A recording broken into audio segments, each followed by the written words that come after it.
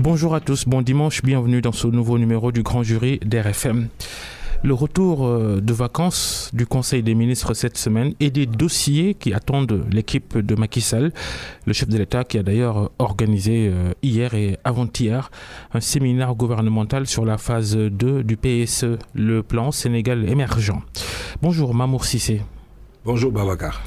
Merci d'avoir accepté de passer devant le Grand Jury d'RFM. Vous êtes homme politique et homme d'affaires en même temps. Le niveau d'exécution de la deuxième phase du PSE vous semble-t-il correct ? Oui, en principe correct. Ça, il n'y a que le président de la République effectivement qui peut jauger effectivement de la pertinence ou effectivement de pourquoi nous devons redémarrer la deuxième phase. Vous avez tous appris et compris que récemment, beaucoup d'eau a coulé sur le pont. Donc, on sont même allés vite en besogne en disant que l'État était en quasi-faillite, que l'essentiel des projets phares du PSE était bloqué. Aujourd'hui, je pense que c'est une très bonne façon pour le président de la République de montrer effectivement qu'il n'en était absolument rien. Aller sur une deuxième phase suppose effectivement que tout marche et tout baigne. Donc, je comprends et c'est une très bonne chose. Et quand vous évaluez la première partie du plan Sénégal émergent, vous en dites quoi ? Le secteur privé national dont vous faites partie ne s'est pas vraiment senti impliqué. Tout à fait. Mais écoutez, comme toute œuvre humaine, elle n'était pas parfaite, surtout cette première phase. Il y a eu beaucoup d'émotions, c'était le premier mandat. Beaucoup de choses, pour différentes raisons, et parce que le président a été obligé à un moment, devait présenter quelque chose aux Sénégalais. C'était au forceps que beaucoup de choses ont été faites. Je pense à l'ARENA, je pense au TR, etc. Effectivement, le privé sénégalais n'était pas effectivement impliqué dans cette dynamique. Mais il n'est jamais tard pour bien faire et vivement, nous l'avons salué, que le président a eu cette pertinence, effectivement, de mettre aujourd'hui, parce qu'il est conscient que les Sénégalais, surtout les hommes d'affaires sénégalais, doivent être mis au cœur de l'activité économique. Sinon, il n'y a pas de croissance. Sinon, cette croissance, elle est extravertie, et dès l'instant qu'elle est extravertie, ça pose problème. Comprenez aujourd'hui, Babacar, qu'il y a une communauté qui est au Sénégal, qui fait presque 2300 à 2400 milliards, qui pèse 2300 à 2400 milliards. Mais l'essentiel de cet argent-là ne reste pas au Sénégal. Et dès l'instant que ça ne reste pas au Sénégal, elle est extravertie. Les Français ? Libanais français. Cela pose un problème. C'est la raison pour laquelle, même si je suis dans cette majorité, je ne me reconnais pas aujourd'hui que la Sonatel ne puisse pas être aujourd'hui un levier pour l'État du Sénégal. Qu'on ait reconduit pour 15 ans, mais dans les mêmes termes, un contrat de concession avec la Sonatel. Ça me pose un problème. Qu'est-ce que vous voulez dire qu'il fallait renationaliser la Sonatel ? À défaut de le renationaliser, créer les conditions pour que les opérateurs économiques sénégalais puissent y avoir une part significative, au moins 30%. Moi, je me sens à l'aise avec les Français, parce que j'ai les mêmes droits que les Français chez eux. Cela ne me pose pas de problème. Mais s'agissant aujourd'hui de ceux qui sont au Moyen-Orient, vous n'avez pas les mêmes droits. À Dubaï, au Qatar, en Arabie Saoudite, mais vous ne pouvez pas détenir 50% d'un business dans ces pays. Comment comprendre aujourd'hui qu'au Sénégal, qu'il y ait des gens qui peuvent avoir plus de 50% au détriment des nationaux ? Il faut que l'État du Sénégal, et je pense que sur cette deuxième phase-là, l'État créera les conditions pour permettre effectivement l'émergence d'une bourgeoisie nationale. Quand on n'a pas de bourgeoisie nationale, il sera difficile de fixer et d'avoir une croissance durable et auto-entretenue. Parce que ce qui est important, c'est moins la croissance, qu'elle soit auto-entretenue et qu'elle soit une dynamique suscitée par des sommes d'affaires sénégalais. Si on ne l'a pas, il y a un problème. Voilà. Et la croissance dont vous parlez à l'instant, évaluée à 7% et des poussières, elle ne se sent pas alors dans le secteur privé. Les ménages ont déjà dit, nous, croissance, on ne connaît pas. J'ai compris, tout à fait. Mais vous savez, cette croissance-là, effectivement, elle était portée par qui ? C'est ce que je disais tout à l'heure. Mais c'était l'industrie extractive qui appartient essentiellement à des étrangers, la Sonatel. Donc, les téléphonies Ça posait un problème. C'est la raison pour laquelle cette deuxième phase aura le mérite effectivement de refixer et de redéfinir les conditionnalités. Que les hommes d'affaires sénégalais puissent y voir vraiment toute leur part et toute leur responsabilité. Et j'irai un peu plus loin. Ce qui a été fait avec les hommes d'affaires dans le cadre de cette deuxième phase-là doit être au moins continué ou poursuivi dans le domaine de la santé, qui pose aujourd'hui un problème. Prenez le cas aujourd'hui de l'IPRES. Il y a des malades, des sociétaires de l'IPRES, 70 ans, 65 ans, qui se réveillent à 4h30 du matin pour aller à l'IPRES. Ils ne sont pris en charge qu'à 22h. Est-ce que ce n'était pas plus pertinent pour l'État du Sénégal de prendre un tiers, demander à des médecins privés sénégalais, bon teint, de prendre un tiers et demander aux sociétés de prendre un tiers? Donc, ce qui a été fait avec les opérateurs économiques doit être fait aussi dans le secteur de la santé pour permettre quand même qu'on ait une émergence aujourd'hui de plateaux techniques crédibles dans des secteurs essentiels et qui vont amener les maladies de demain. En tout cas, lors du groupe consultatif de Paris, où le Sénégal a obtenu des milliards, des centaines et des centaines de milliards de francs CFA de promesses d'investissement de la part de privés, surtout étrangers, ou même d'États occidentaux, la France s'est elle aussi engagée. Le président Macky Sall, il avait émis des réserves sur les qualités techniques et financières du secteur privé sénégalais. Il a dit en résumé que le secteur privé sénégalais doit être aussi exigeant avec lui-même, respect des délais. Il a pointé des choses assez importantes. Vous lui concédez aussi, même si vous êtes membre de ce secteur privé. Oui, je suis parfaitement d'accord.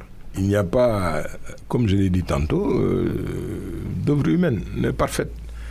Il y a effectivement que le patronat doit s'ajuster. Déjà, qu'on sente une démocratie au sein de ce patronat, qui ne bouge pas, qui est très statique. C'est les mêmes qui sont là depuis 20 ans. Cela pose un problème. On a l'impression que c'est une caste. Ça pose un problème. On a l'impression que c'est une bande. Cela pose un problème. Vous n'êtes pas membre d'une organisation patronale? Pas du tout. Je pense qu'il faut élargir les choses. Il faut des initiatives nouvelles. Il faut de la fraîcheur au niveau aujourd'hui des jeunes. C'est la raison pour laquelle j'ai salué et j'ai applaudi des deux mains la création de l'ADER, qui aura le mérite effectivement pour éviter ce qui nous est arrivé, nous, qui avions des problèmes. Parce qu'il y a une triptyque qui fonde aujourd'hui l'action du banquier. Sécurité des fonds engagés, liquidité, rentabilité. Nous, moi, je n'avais pas un père milliardaire, je n'avais pas une mère qui en avait. Pour être dans les affaires, c'était extrêmement difficile parce que l'absence de garantie réelle posait problème. Aujourd'hui, c'est contourné pour ces jeunes-là.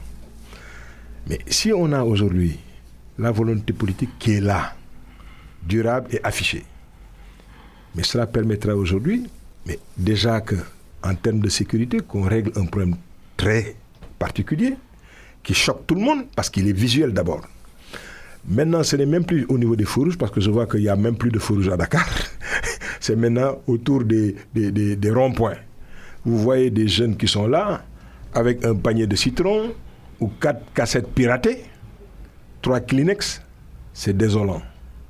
La création du product a le mérite de pouvoir fixer ces jeunes-là au niveau de leur terroir en leur apprenant les techniques modernes horticoles de culture, leur permettre d'acquérir leur terrain et de se réaliser.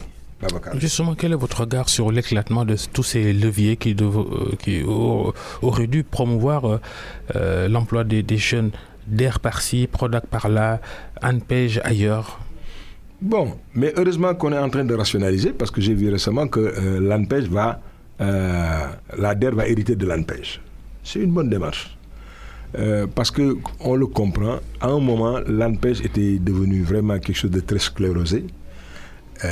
Pourquoi, on ne sait pas. Parce que quand même, si on demande aussi, quelque part, est-ce que ceux qui étaient là-bas, du fait qu'ils avaient aussi des contraintes politiques, ne pouvaient pas systématiquement et quotidiennement gérer la maison. Le fait de les transposer et de les amener maintenant vers une autre station, ou en l'occurrence l'ADER, dont le directeur général n'est pas aujourd'hui dans la politique, je pense que c'est une excellente chose. Sur ces directions essentielles, je pense que c'est important effectivement qu'on ait des cadres incolores et inodores pour que le job soit fait. Donc, c'est une très bonne chose. Sur le PRODAC, l'idée et l'esprit est très bon. Donc, avec plus de volonté, mais en demandant aussi la reddition des comptes dans cette affaire-là, je trouve que c'est un bel instrument qui doit survivre aujourd'hui à toutes les turpitudes qu'on a constatées là. Est-ce que vous rejoignez l'opposition qui émet des doutes sur la transparence dans le financement du programme des domaines agricoles communautaires, le PRODAC? Bon, il y a eu des choses, moi je suis toujours nuancé parce que c'est l'épreuve. Je souhaite que les corps de contrôle étatiques puissent effectivement se pencher objectivement sur le PRODAC pour qu'on sache réellement tout ce qui a été dit, si c'est vrai. D'autre part, il faut donner le maximum de chance à ce bel instrument, comme je l'ai dit, parce que la finalité est très bonne. Le développement du Sénégal, je le pense très sincèrement, Babacar, passera par l'agriculture. Prenez le cas aujourd'hui de deux pays, l'Éthiopie et le Kenya. Ces deux pays aujourd'hui qui exportent pour presque 35% de leur PIB sur l'horticulture, la floriculture. Nous avons la possibilité au Sénégal, parce que nous avons de l'eau. Mais prenez tout ce qu'on a à partir de Saint-Louis jusqu'à Dagana. On a la possibilité de faire beaucoup de choses. On a la possibilité de faire du maïs, du mil, on a la possibilité de faire de l'horticulture, de la floriculture. Nous avons la possibilité sur la Casamance, sur Sédhiou, mais de fixer les jeunes en leur donnant des terres, et de leur donner une dignité. Donc, franchement, c'est un bel instrument. La même chose aussi sur le PUDC, qui a fini quand même de prouver effectivement qu'il avait toute sa place. Des contrées qui étaient vraiment très éloignées du Sénégal, qui se sentaient même plus à l'aise, se reconnaissent aujourd'hui dans le PUDC. Vous allez aujourd'hui à Médina Yoro Foulah, vous allez aujourd'hui à Ranérou, mais il y a 3-4 forages rien que sur Ranérou. Tous ceux qui sont partis en quête de parrainage ont vu effectivement que le PUDC était une réalité. Mais en dehors du PUDC... Ça a pesé sur la balance sur la réélection de Macky Sall, à votre avis? Ah oui, je pense, objectivement, les 58%. Mais il savait, parce qu'à l'intérieur du pays, contrairement à ce que les gens pensaient, à Dakar, il y a beaucoup de bruit. Mais pour l'intérieur, beaucoup de choses étaient effectivement faites. Et surtout, dans ces choses essentielles. Moi, je me souviens que sur les législatives, j'étais en coalition. On est allé quelque part où effectivement nous avions eu à critiquer les bourses familiales. Mais ça nous a coûté une défaite. Et c'était où? C'était à Ross Béthio. Parce que nous avions critiqué les bourses familiales. Une dame s'est levée pour nous dire, mais bu leen ñu xeebal ñun lii nga xam ne daan nañu toog xaw ma ñaata at duñ ko gis yéen xëy na xam ngeen lu tax ngeen xeeb ko, parce que pour dire que donc c'est un problème. Alors c'était des choses qu'on pensait très politiques, mais qui avaient une connotation économique parce que ça réglait énormément de problèmes sociaux et énormément de problèmes économiques. Donc, c'est des choses qui sont là.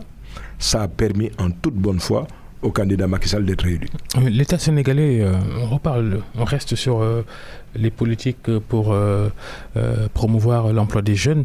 En même temps, l'État sénégalais compte sur le secteur privé. Alors, Macky Sall, après plus de 7 ans de pouvoir, a-t-il assez fait pour le secteur privé pour l'aider à booster ce secteur, cette question qu'on appelle emploi des jeunes? L'environnement est là, le cadre juridique est là, les instruments sont là, la BNDE est là, il faut aller plus loin. Il y a aujourd'hui des dispositions qui imposent aujourd'hui, c'est BAL 2 et BAL 3, aux banques d'avoir des parts de marché d'au moins 25%. Une banque comme la BNDE devait être aujourd'hui, de mon point de vue, vraiment un pôle de convergence de toutes les ressources de l'État du Sénégal et les fonds de contrepartie.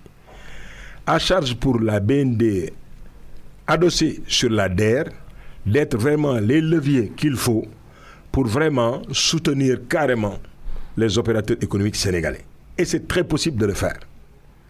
C'est très possible de le faire, mais quand vous pensez qu'aujourd'hui, sur une campagne agricole, vous voyez Et même la Caisse nationale du crédit agricole qui s'est transformée en banque agricole. Mais sur une campagne agricole, vous ne voyez que le CMS, la banque agricole, et à la limite la BNDE. Mais toutes les autres banques boudent la campagne agricole. Mais de quel droit donc l'État actionnaire, l'État qui a ses ressources, va loger dans ces banques qui ne croient même pas à l'État, à sa campagne agricole, de leur confier ses ressources? La logique voulait aujourd'hui que toutes les ressources de l'État soient gérées par la Banque nationale de développement, le crédit agricole et la BNDE. C'est ça qui doit être fait. Je souhaite et je demande au président Macky Sall et au ministre du Budget de réfléchir à ce que j'ai demandé. Le président Macky Sall qui déroule son deuxième ou second mandat, la nuance est importante. On y revient peut-être au cours de cette émission. De façon globale, quel bilan économique attribuez-vous à sa présidence? Il y a eu des avancées. Je souhaite qu'il aille plus loin. Comme je l'ai dit à l'entame de mes propos, que toute politique économique puisse être sous-tendue sur vraiment la promotion des nationaux. Et quand je parle des nationaux, c'est vraiment les nationaux bon teint pour qu'ils puissent prendre des parts de marché significatives. Je vois la bouteille que vous avez. Il faut que vous sachiez que cette étiquette-là, dans ce secteur, il n'y a aucun Sénégalais. Mais il n'y a qu'une seule société qui les fait au Sénégal. Cela me pose un problème. Il n'y a pas de concurrence. C'est pas sain.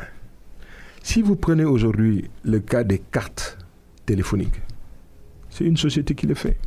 J'ai dit récemment qu'il y a maintenant un Sénégalais qui est dans ce secteur.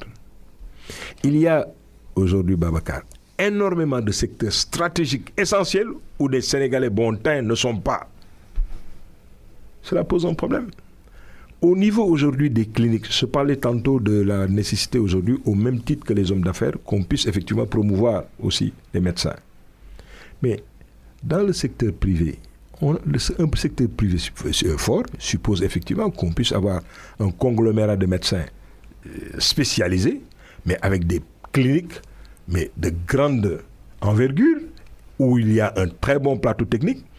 Ça nous permettra de prendre en charge des maladies jusqu'à présent qu'on est obligé d'aller soigner à l'extérieur, la cardiochirurgie, les problèmes prostatiques, parce que nous avons de très bons médecins. Il suffit simplement qu'on puisse leur donner toutes les chances. Et donc, de ce point de vue, il y a effectivement des efforts à faire.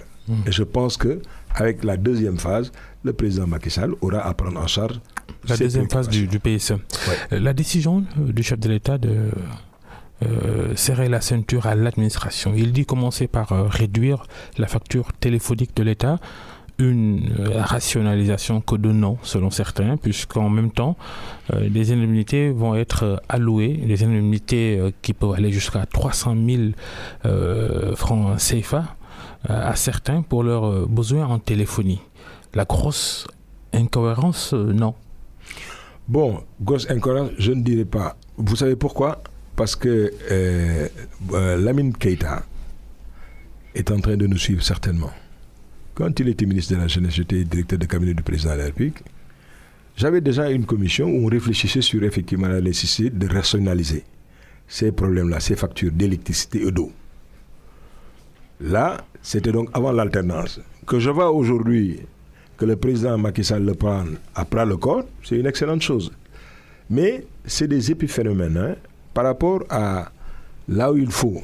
Je pense qu'à travers ce geste-là, c'est plus un choc psychologique qu'autre chose, pour montrer effectivement qu'il y a à s'ajuster. Il y a autre chose à faire. Voilà. Ouais. En termes de rationalisation des dépenses publiques. Il va le faire, mais c'était un choc psychologique qui était important, parce que quand même 15 milliards, 30 milliards sur l'eau, mais vous allez à l'université de Dakar, mais vous rentrez dans les toilettes, mais il y a des robinets, ou l'ancien building administratif, mais il y avait des toilettes, mais qui ne fermaient jamais, parce que ce n'était pas le problème des gens.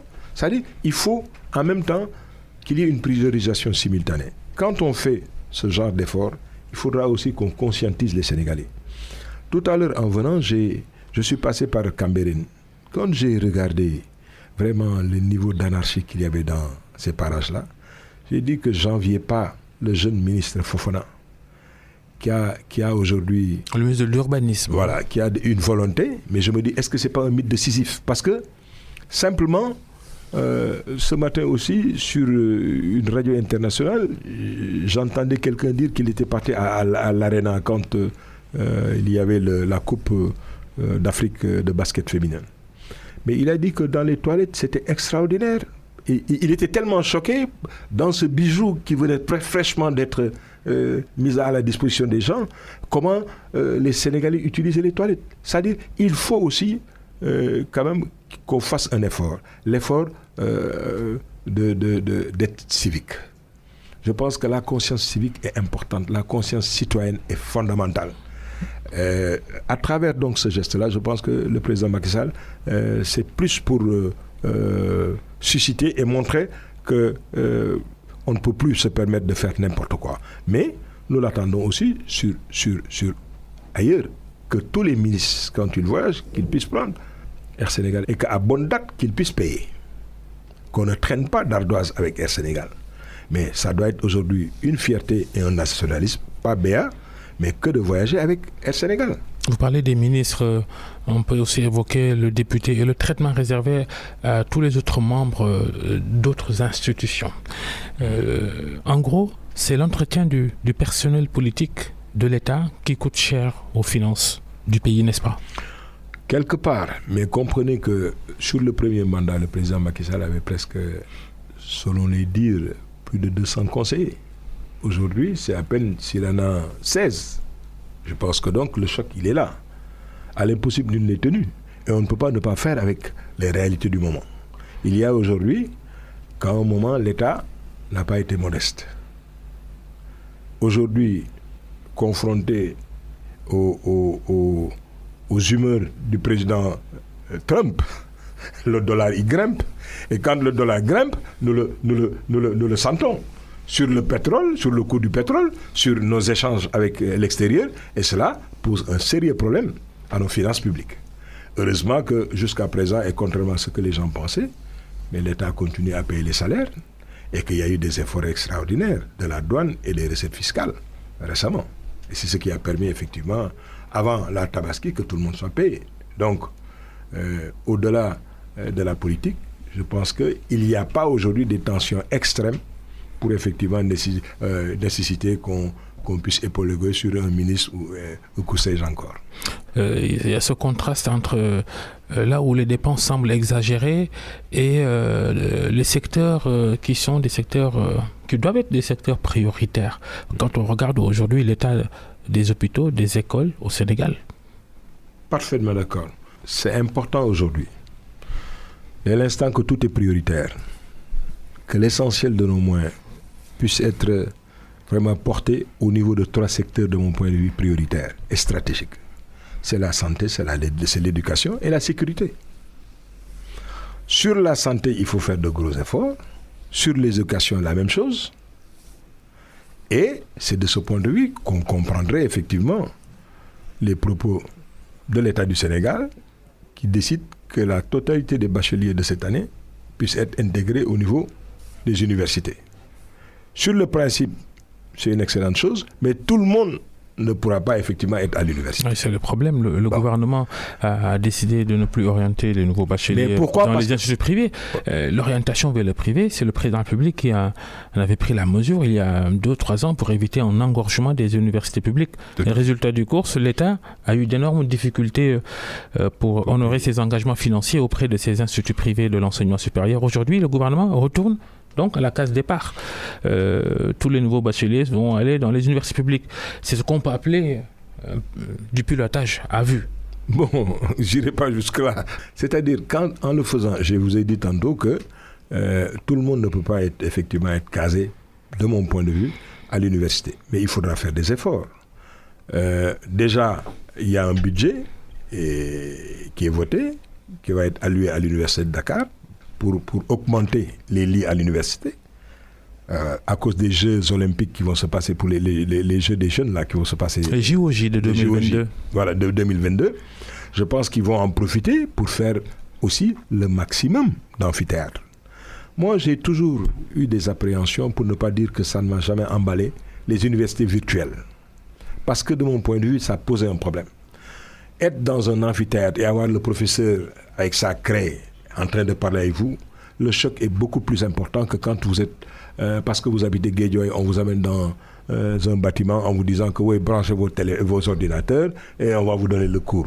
C'était impersonnel et je n'ai pas vu, moi, vraiment une signification et des réussites avérées au niveau de l'université virtuelle. Donc, qu'on puisse effectivement les amener à l'université, ce serait une excellente chose. Pourquoi l'État le fait? Parce que l'État a pris au mot le privé, le supérieur, qui dit qu'il n'est plus question, parce qu'on nous doit énormément d'argent, on ne prendra plus quelqu'un. Je pense que qu'ils prennent des mesures de sauvegarde est une excellente chose. Mais il n'est jamais tard quand même pour dialoguer et discuter, parce que l'État sait qu'il ne peut pas prendre tout le monde et tous les étudiants. Ça, je pense que aussi c'était simplement pour dire au privé supérieur, ben écoutez, puisque vous le voyez ainsi, laissez-moi donc apprécier. Je vais essayer de faire avec les moyens du bord, en attendant de résorber carrément les déficits que j'ai avec vous. Mais ensuite, il faudra qu'ils reprennent sous d'autres termes, mais je pense que ce serait normal qu'ils le fassent.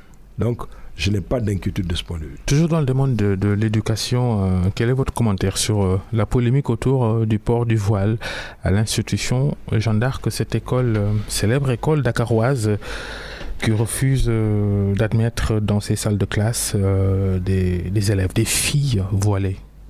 Il appartient au Sénégal, c'est-à-dire à l'État du Sénégal, de définir son modèle d'éducation. C'est une prérogative de souveraineté. Personne n'a le droit, à titre privé, de changer les statuts d'une école par sa seule volonté. Cela n'a pas de sens. Dans le cas de l'école Sainte-Jeanne d'Arc, c'est ce que je pense.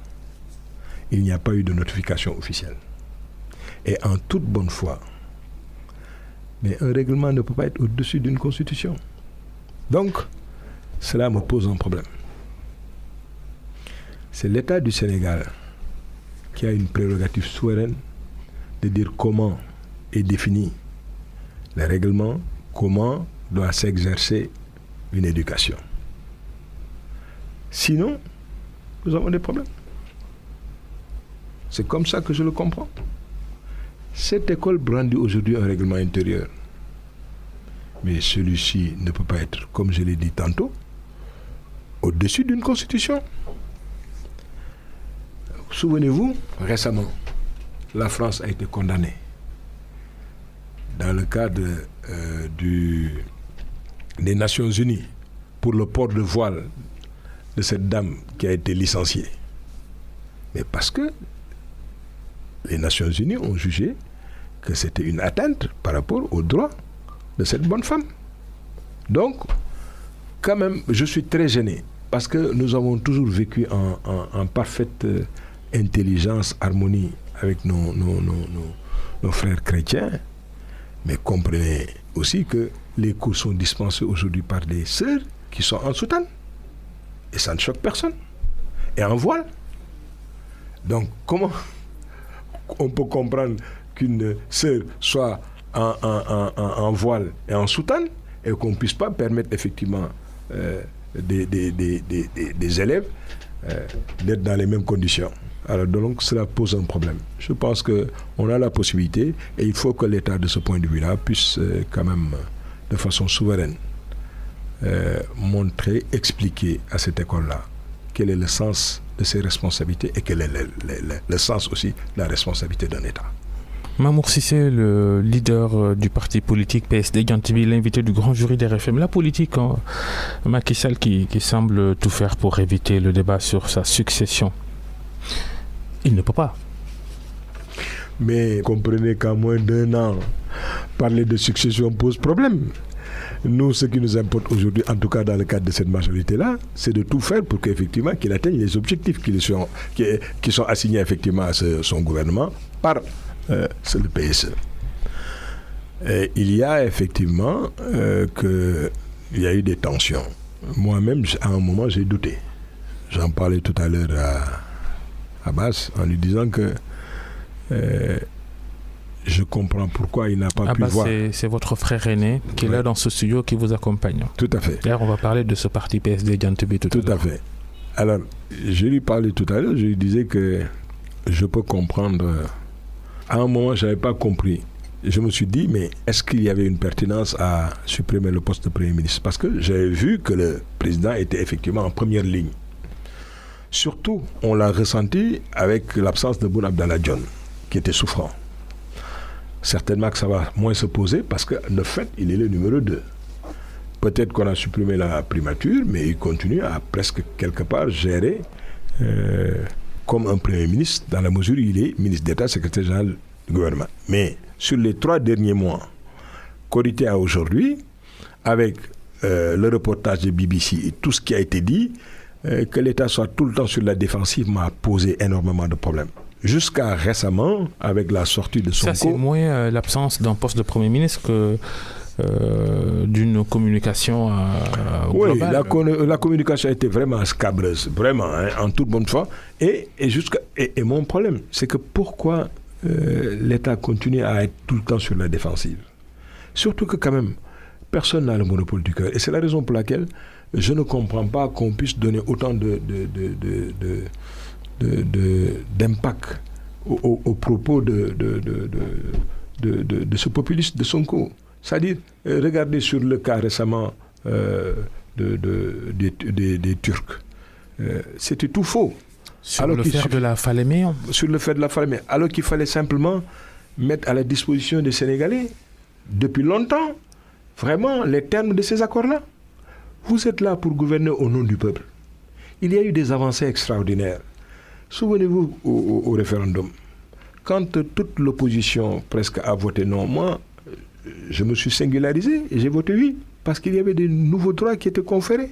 Et entre autres droits, que maintenant les matières premières et les ressources appartiennent au peuple sénégalais. Contrairement aujourd'hui au Tchad ou au Gabon, où on dit que les ressources appartiennent à l'État. Mais aujourd'hui, c'est faire de la Falémé, mais ceux qui habitent à la Falémé vont s'y reconnaître.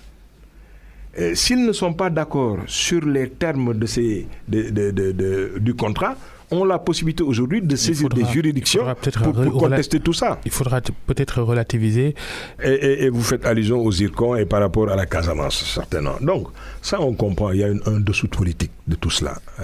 Vous n'êtes pas sans ignorer que il y a aujourd'hui des gens là-bas qui pensent qu'ils doivent avoir une autonomie et qui doivent avoir leur indépendance. Heureusement pour nous, qui n'ont jamais pu gagner un village, ils n'ont pas aujourd'hui des zones de guerre pour nous créer autant de problèmes. Alors, donc, moi je dis qu'il y a eu de nouveaux droits qui sont essentiels et qui permettent quand même à l'État du Sénégal, parce que, comme je l'ai dit tantôt, ils sont là pour servir le peuple. Et dès l'instant que vous êtes là pour servir le peuple, en toute bonne foi, il faut qu'il y ait de la transparence au niveau communicationnel. Donc, la totalité de ces contrats doivent être mis à la disposition de tous les Sénégalais pour que nul n'en ignore et que, quand même, que ces choses-là soient des choses basiques. Mais tant qu'on sera carrément et systématiquement sur la défensive, cela pose un problème. Et je ne le souhaite vraiment pas en tant que majorité présidentielle. Votre parti, le PSD Djantoubi, s'est-il fait une place au soleil dans la coalition présidentielle que vous avez rejointe à la veille de la dernière présidentielle? Mais comme j'ai l'habitude de dire, il ne s'agit pas de calcul ou de prébande. Pour le cas d'espèce, il a posé des actes. Il y a quelque part où qu'on ne sent pas aujourd'hui toute la vigueur ou la fraîcheur que nous voudrons. C'est-à-dire que les jeunes soient pris en charge. Le problème du chômage est un problème réel. C'est la raison pour laquelle, parce que moi aussi, en théorie économique, je suis un keynésien.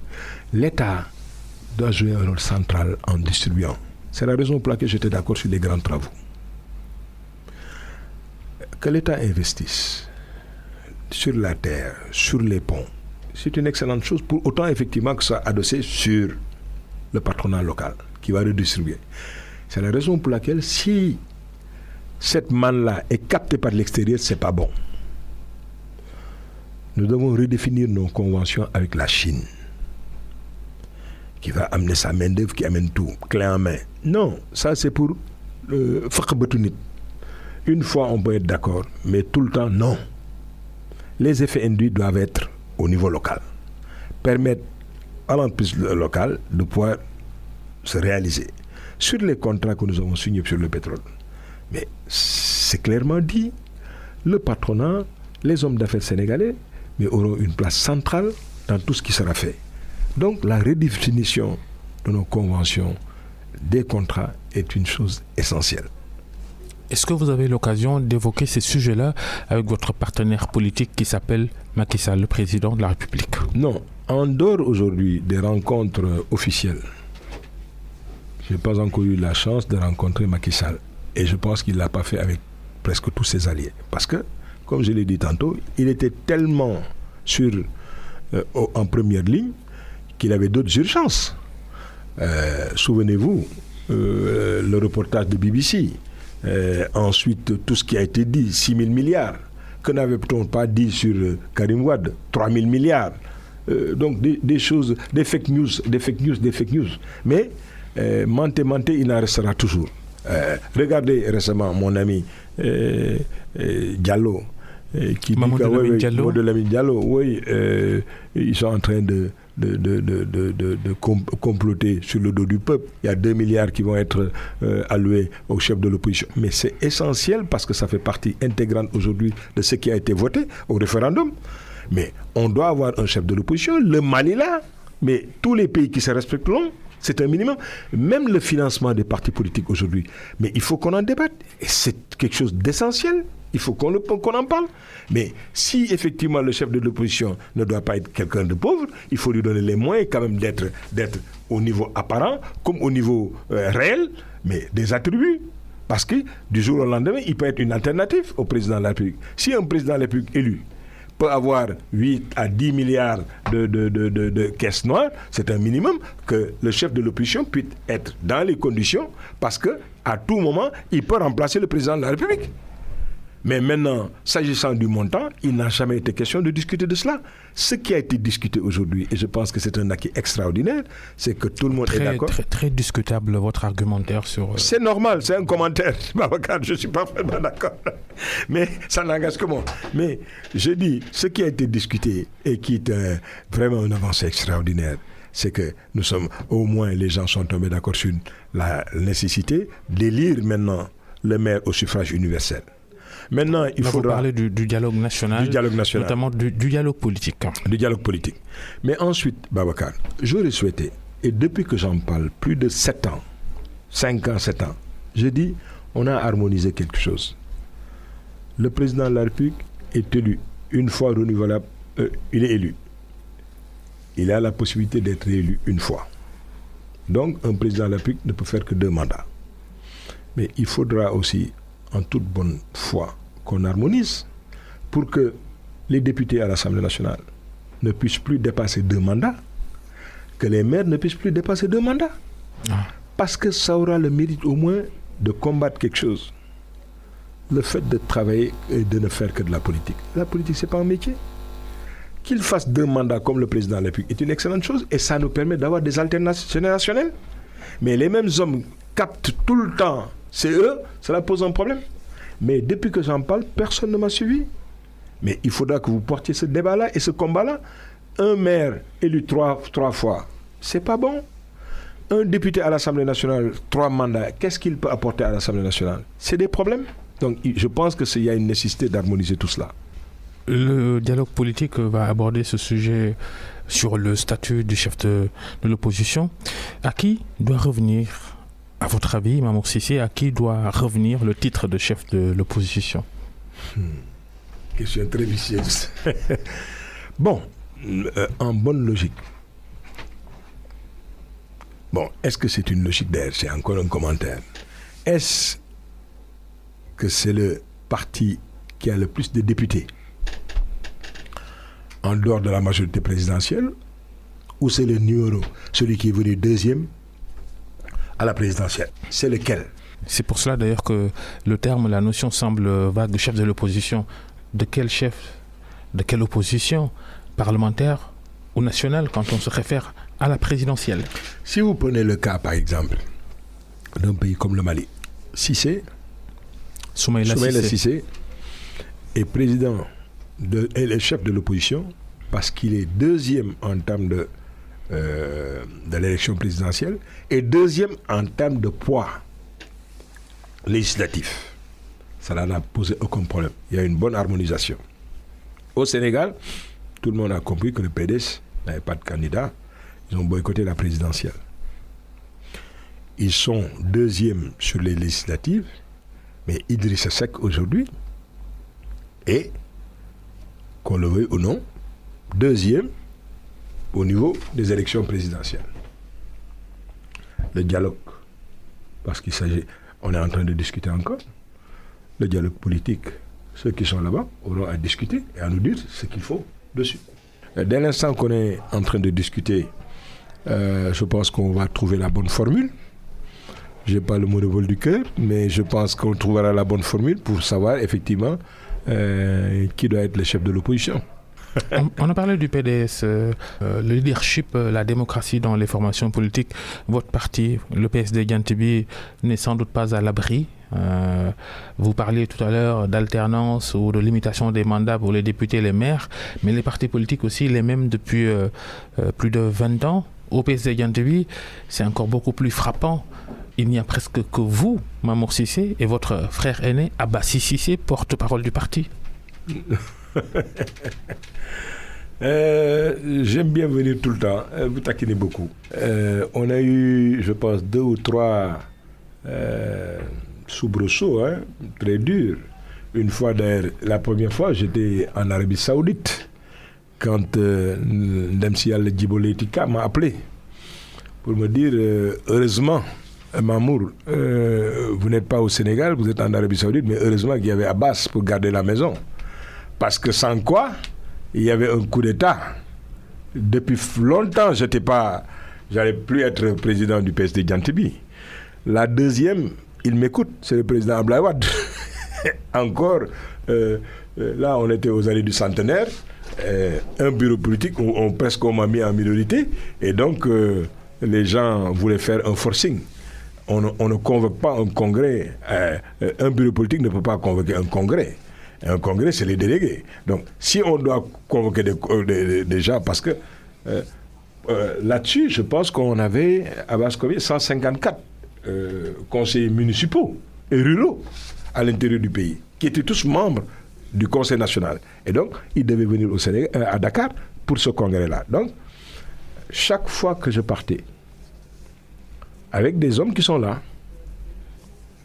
Sidi Thioune, notre responsable en France, Babacar Diouf en Italie, Abbas, Pape Mbaye, Fat Sissé, ils gardent la maison. Le problème, c'est que Abbas, nous sommes des faux jumeaux. Vous l'avez vu, j'appréciais sa tenue. Parce qu'en venant, en chemin, je l'ai appelé. Lui, il habite ici en ville. Je lui dis, mais man, je vais à l'émission de Babacar Fall. Qu'est-ce que tu fais? Il me dit qu'il devait aller. Il vient de se quitter un mariage. Je lui dis, mais je passe te prendre pour qu'on gongue. On est presque des faux jumeaux. On est presque ensemble tout le temps. Mais il faut, ça n'enlève en rien une chose que j'ai eu à dire. C'est la raison pour laquelle je n'ai pas compris tout ce qu'on a eu à dire sur Aliou Sall. Oui, il n'avait pas de légitimité, il gêne son frère. Moi, je ne suis pas d'accord sur tout cela. Mais pourquoi on le concède aux Européens et on ne peut pas l'accepter au Sénégal? Mais comment le gars qui a été en Grande-Bretagne, le frère de Boris Johnson. Le frère de Boris Johnson, il vient de quitter le gouvernement, oui. Quand même. Mais aux États-Unis, souvent de fois, mais regardez Donald Trump. Mais toute sa famille est aujourd'hui au cœur de... Parce qu'on parle d'administration de Donald Trump. Et sa belle famille aussi. Voilà. C'est des partis patrimoniaux. Il faut que vous sachiez une chose. Tous ces partis-là, au Sénégal, sont des partis d'abord patrimoniaux. Ça, c'est d'abord une personne, objectivement. Prenez le cas du PDS. Et c'est Abdoulaye Wade. Même si, effectivement, il y a eu des gens qui se sont battus et qui sont morts pour le PDS. Je m'inclus sur leur mémoire. Mais qu'est-ce que le président Abdoulaye Wade n'a pas subi, n'a pas vécu au niveau de ce parti-là jusqu'à l'amener au pouvoir? Et aujourd'hui, c'est tout ce qu'il avait tracé qui continue et qui perdure. Parce qu'il avait souhaité 50 ans de libéralisme. Il a quitté, il a fait 2 mandats, il est parti. Le président Macky Sall est venu, il a fait 2 mandats. C'est toujours sa trajectoire. Donc, qu'on le veuille ou non, le caractère patrimonial de nos partis-là est quelque chose d'indéniable. C'est une réalité qui est là. Mais, effectivement, il arrive, moi, pour différentes raisons, j'ai voulu le faire. Quand j'ai eu cette alerte-là très sérieuse, j'ai douté, j'ai dit que j'allais arrêter la politique. Bon, je continue parce que les gens, en attendant d'aller au Congrès, quand je suis rentré, je pense que c'était le 12 janvier, le premier bureau politique que nous avons tenu parce qu'il fallait apprécier tout cela, j'ai à leur dire, mais écoutez, moi vraiment j'aimerais bien que quelqu'un puisse me remplacer parce que je suis fatigué. Ils m'ont dit, président, oui, on va respecter les textes et attendons effectivement le Congrès. Si vous devez partir, vous partirez pour cela. Mais actuellement, je renouvelle toute ma confiance à Abbas comme porte-parole. Il a une très belle plume, il écrit très bien, il garde très bien à la maison, avec les Pambay. Mamour Cissé, l'homme politique, l'homme d'affaires, comme on l'a évoqué en début d'émission, vous êtes le propriétaire du centre commercial El Malik de Dakar. À côté, il y a le marché Sandaga, projet et promesse ferme de l'État, le gouvernement, de refaire le marché. J'ai appris même que les fonds étaient disponibles. Et aujourd'hui, l'état actuel du marché Sandaga pose un problème vraiment de sécurité publique. Il faut démolir ce bâtiment-là, qui est plus âgé que nous tous. Je suis né à la rue Victor Hugo, là où se trouve le Café de Rome. Souvent, une fois, j'étais jeune, et aujourd'hui, je suis presque dans mes 60 ans. Quand on passait à Sandaga, il n'y avait pas tout ça. Ça a commencé à avoir des problèmes. À plus forte raison maintenant, parce que aujourd'hui, depuis 10 ans, il y a eu un rapport de la protection civile qui demande qu'on démolisse. Mais je me rends compte que les Sénégalais n'ont rien appris de Diola, de l'affaire du Diola, du bateau du Diola. C'est un problème très sérieux et très grave. Il faut démolir et reconstruire en tenant compte quand même vraiment des intérêts de ceux qui l'utilisent. En l'occurrence, les hommes d'affaires. Au départ, ils discutaient avec les commerçants. Il faut qu'ils continuent cette dynamique-là. Dans la même foulée, les opérations de désencombrement des rues de Dakar. Je n'envie pas le jeune ministre qui a énormément d'idées, qui est très volontaire. Son volontarisme n'est plus à prouver. Mais qui gère aussi, et il ne faut pas l'occulter, qui gère aussi des réticences au niveau des communes. Beaucoup de ces maires-là ne veulent pas que le jeune-là réussisse, parce que ce serait à leur détriment. Ils amènent et ils créent des problèmes. Ensuite, quelle est la place et le rôle de beaucoup de corps de métier? Récemment, il y a eu un vice-maire de Ngor ou de Yoff qui a dit que oui, pourquoi faire de Yoff un dépotoir? Parce qu'on leur amène les mécaniciens. Donc, ils considèrent que les mécaniciens, c'est des dépotoirs. C'est extrêmement grave. Alors que c'est des corps de métier qui devaient être pris en charge aujourd'hui dans la deuxième phase du PSE. On avait la possibilité de les amener, comme on a fait sur Diamniadio. On avait la possibilité de lotisser et de permettre effectivement aux mécaniciens d'aller là-bas. Bon, c'est dommage que le temps passe vite. Merci en tout cas d'être passé devant le grand jury. Mamour Cissé, leader du PSD Djantubi, parti politique, membre de la majorité présidentielle. Merci à tous nos auditeurs qui nous ont suivis. Restez avec nous. Bonne fin de semaine.